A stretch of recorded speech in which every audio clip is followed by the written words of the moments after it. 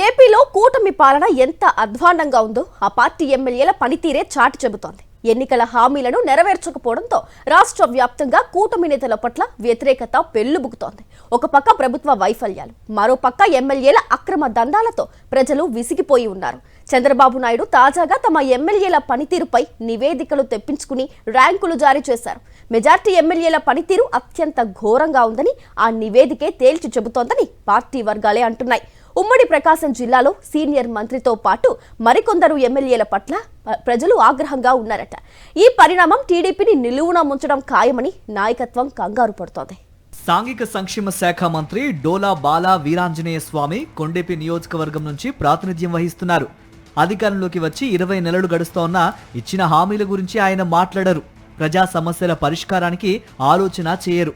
ఎంతసేపు మైక్ దొరికితే చాలు వైఎస్ఆర్ కాంగ్రెస్ పార్టీ అధినేతపై విమర్శలు చేయటమే పనిగా పెట్టుకున్నారు. ఇందుకోసమే ఆయనకు మంత్రి పదవి కూడా ఇచ్చినట్లున్నారని వారి పార్టీలోని సీనియర్లే వ్యాఖ్యానిస్తూ ఉంటారు. కొండేపి నుండి 3 సార్లు గెలిచిన బాలా వీరాంజనేయ స్వామి నియోజకవర్గానికి చేసిందేమీ లేదని విమర్శలు వెల్లువెత్తుతున్నాయి.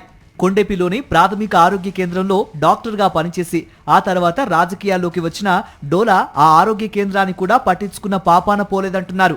గత ఎన్నికల్లో తనను గెలిపిస్తే కొండేపిలో ఉన్న 30 పడకల ఆసుపత్రిని 100 పడకల ఆసుపత్రిగా తీర్చిదిద్దుతానని డోలా హామీ ఇచ్చారు. కానీ ఆ దిశగా ఒక్క అడుగు కూడా వేయలేదు.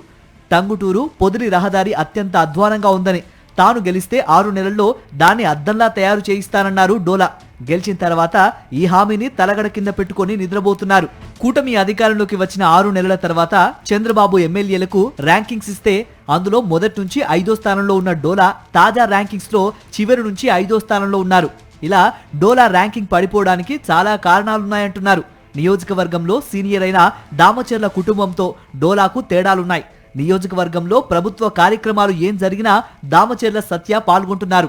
అది డోలాకు ఏమాత్రమూ నచ్చడం లేదు. ఈ కారణంగానే డోలా బాగా తగ్గారన్న వాదనలు వినబడుతున్నాయి. ఒంగోలు ఎమ్మెల్యే జనార్దన్ ర్యాంకు కూడా ఏమాత్రమూ బాగాలేదు. జనార్దన్ అనుచరులు ఎమ్మెల్యే పేరుతో అక్రమ దందాలతో రెచ్చిపోతున్నారన్న ఆరోపణలు ఉన్నాయి. తన అనుచరుల అరాచకాలను అరికట్టడానికి జనార్దన్ ఎలాంటి ప్రయత్నాలు చేయటం లేదంటే ఆ అక్రమాలన్నింటికీ ఆయనే సూత్రధారి అని చెప్పక తప్పదంటున్నారు విశ్లేషకులు. మొత్తానికి ఒంగోలు జిల్లాలోని టీడీపీ నేతల పనితీరు అత్యంత అధ్వానంగా ఉందని నివేదిక కుండబద్దలు కొట్టిందట. తాము ఏ అభివృద్ధి సంక్షేమము చేయకపోయినా తమది మంచి ప్రభుత్వం అని డబ్బా కొట్టుకుంటున్న చంద్రబాబు నాయుడు తమ వేగులు అందించిన నివేదికలోని భయంకర వాస్తవాలకైనా సమాధానం చెప్పాలంటున్నారు విపక్ష నేతలు.